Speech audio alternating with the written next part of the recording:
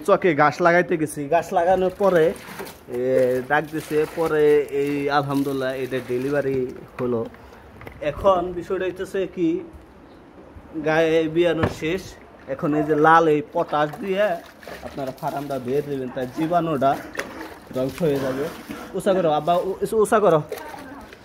এই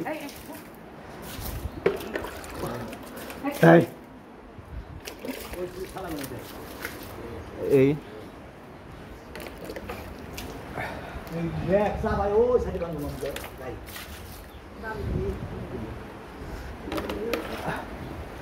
এইখানে ধুয়ে দিতে হবে।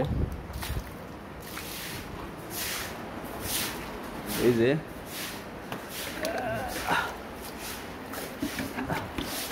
দাও একটা মোটর সাইডে ধুয়ে দাও, সালাটা ভাই করো।